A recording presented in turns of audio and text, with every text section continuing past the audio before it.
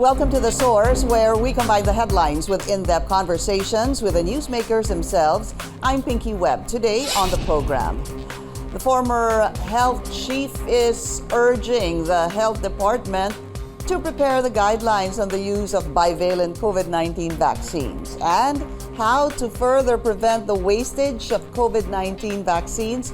Former Health Secretary and Iloilo Representative Janette Garin tells us more. And later, the Immigration Bureau probes a human trafficking scheme involving its personnel. A new Immigration Deputy Spokesperson, Melvin Mabulak, joins us in the program.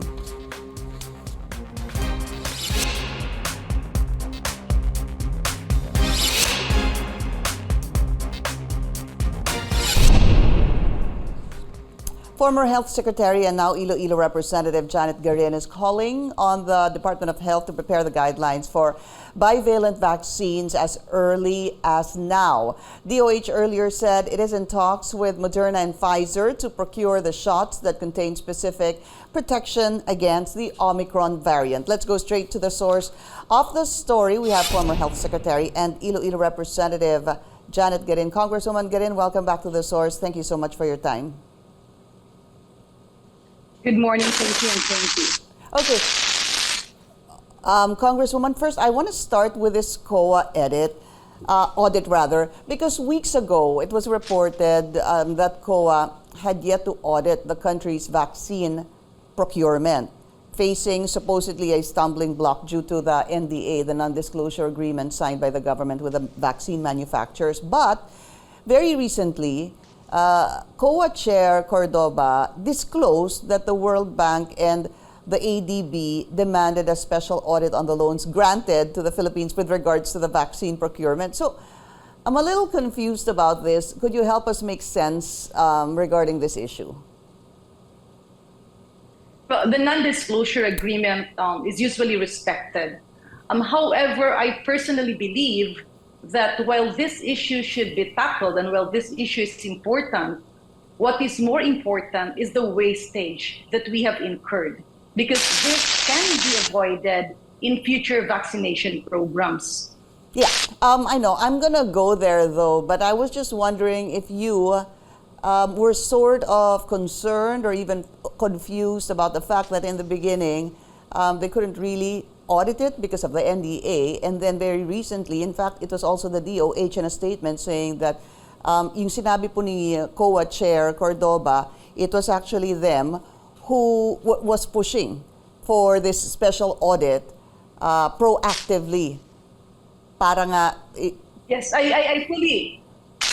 Pinky, I fully understand the dilemma of DOH now, because the companies, the vaccine manufacturers, would usually request a non-disclosure agreement, basically because vaccines would have a socialized pricing. Okay. If we follow the correct procedure. Okay. So they will be wary that rich countries will be questioned by their constituents why they are buying it at a high price to subsidize the poorer countries. Yeah, but are you one of those who want to see how government actually procured the vaccines, to look into the audit of the COA on this once and for all? Yeah, that will not be a problem for me. I mean, personally, I don't have any objection to that, and that's very much welcome. I was just looking at the possible dilemma of the Department of Health, considering that they signed a non-disclosure agreement. Right. But that's the thing that I wanted to discuss. If they signed an NDA, can the COA still demand information and details on this, considering that there's an NDA supposedly between the government and the vaccine manufacturers? That's big. That's a big dilemma. It's damn if you do, damn if you don't. If DOH will not allow the audit, then there can be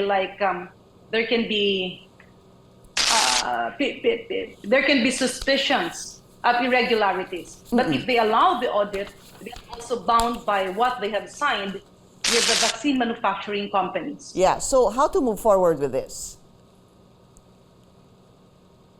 Well, the Department of Health and the Commission on Audit can unofficially check on the pricing of other countries. It's usually a socialized pricing, and if the price is not far from what is recommended by the global market, and it's usually regulated by international authorities. Apo. Then we have to push through with the bigger dilemma, and that is wastage of resources. Right. So we're going to talk about that. But Congresswoman, I was wondering, could you hear that noise when we're discussing? I'm hearing some sort of feedback. Are you hearing it on your end? No, I'm not Okay. hearing anything. We'll try to fix that first. It might be a bit bothersome. Okay, we'll be taking a very short break to fix this issue. We will be right back.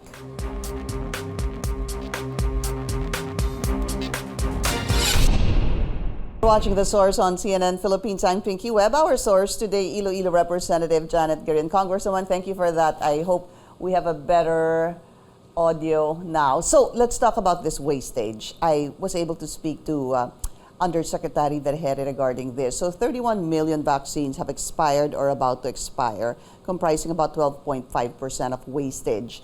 Out of this 31 million, 24 million has or is about to expire. The rest po, yung sinasabing wastage on that would be temperature, storage, and maybe even vials that have been opened and were not used. No,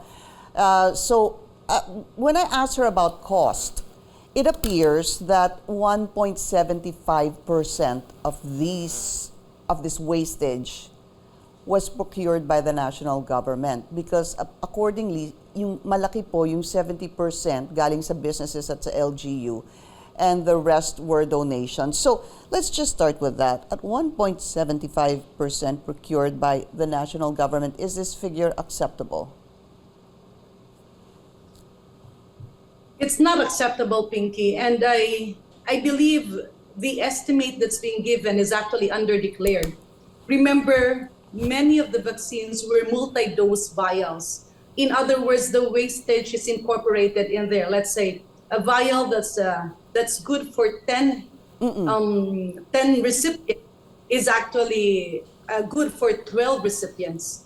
You remember, di ba, may iba yung vial is good for 5, but then you can vaccinate 6 persons. That's basically how multi-dose works. So there's a provision for wastage in there. So kung sasabihin natin na, ito meron tayong automatic na i-accept na 10% wastage, I still think that's unacceptable.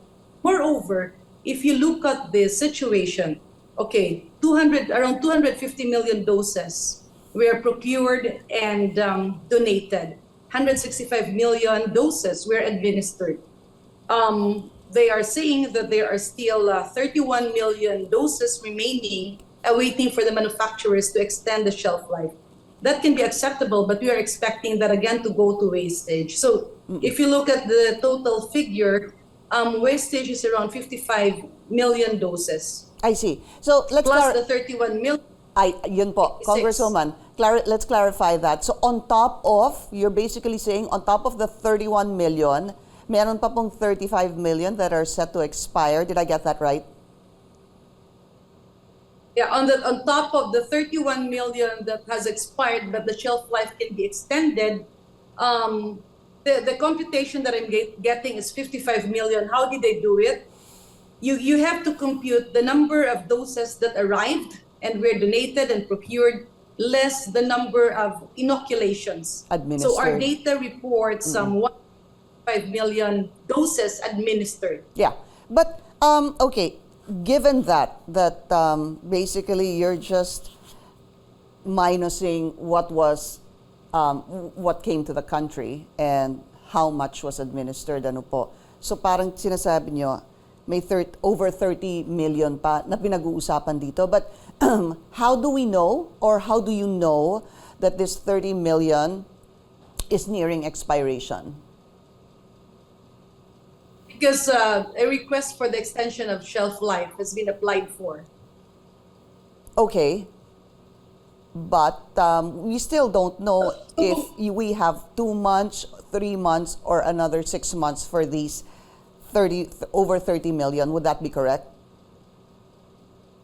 Yes, but even if we do away with that, 250 million doses was the total doses that arrived in our country. The number of doses administered is 165 million.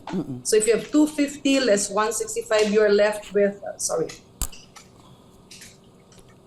you are left with 85 million. If they are saying that there's 30 million left that can still be extended, the shelf life can be extended, then you are left with 55 million doses that were wasted.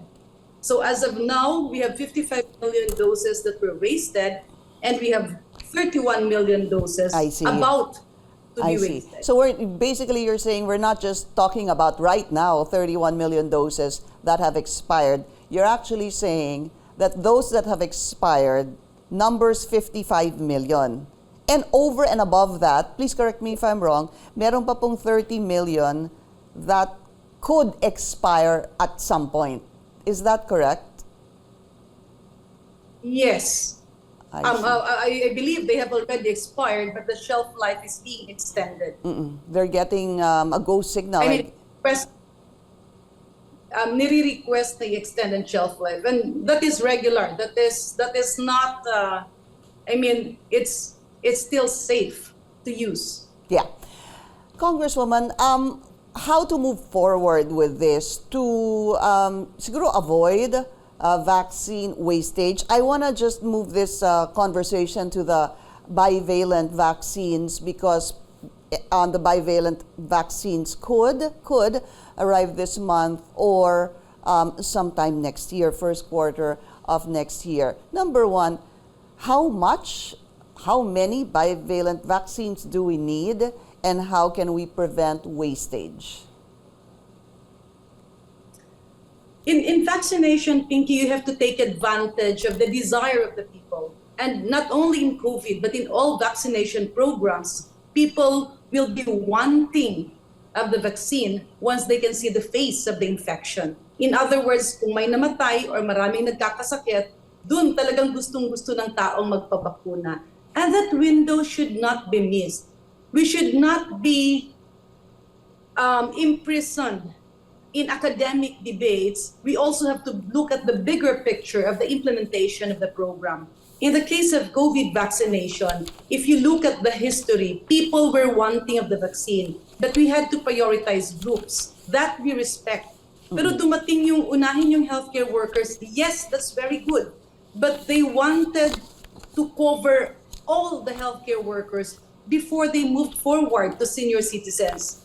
If you remember, there was a claim na batahapulin pa yung ayaw. Let's go to the next category of patients. And then moving forward, people were already being boosted all over the world because they were relying on real world data.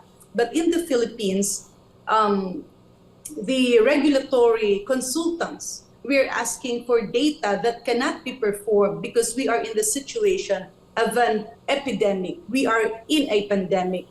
The expert panel, the vaccine expert panel already submitted the recommendation, but it will take months for the regulatory body, which is HTAC, to approve of it. So andyan kasi yung confusion.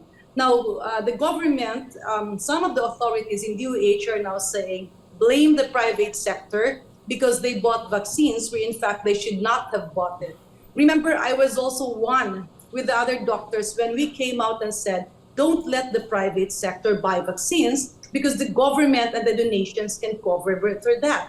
But they were encouraged, they were permitted. In the desperation of people and MSMEs, they shelled out their much needed funds during the time and invested on procuring vaccines. So what should the government do? Support them to use it because they bought that. The question there, will there be harm if the MSMEs and their employees will be vaccinated? The answer is no, because there's actually no vaccine overdose and they need it.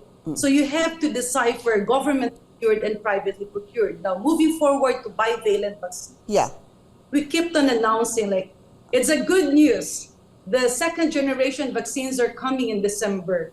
But mind you, we will now go back to the previous problem because as of now, we still don't have the guidelines on who will be allowed to avail of it, who will be allowed to administer it, And if the private sector will invest and procure their own bivalent vaccines for their employees so as to minimize illnesses within the working environment, will the government or will DOH allow that?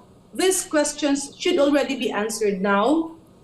Guidelines should already be out, because we don't want to go back to the issue of wastage and wrong logistics. Why does this happen? Because we take it one step at a time, where we can actually address the situation simultaneously. While the EUA or the FDA application is being applied for, the guidelines should already be crafted by the Department of Health. Let's say the Health Technology Assessment Council will not have the time because they are not full-time consultants or full-time officials of the Department of Health. Then the Secretary of Health, the ExCom, the program director, can rule on that matter because HTAC is only recommendatory. All right. Former Health Chief and Congresswoman Janette Garin, ma'am, thank you so much for your time. We will be taking a short break. This is The Source on CNN Philippines. Please stay tuned.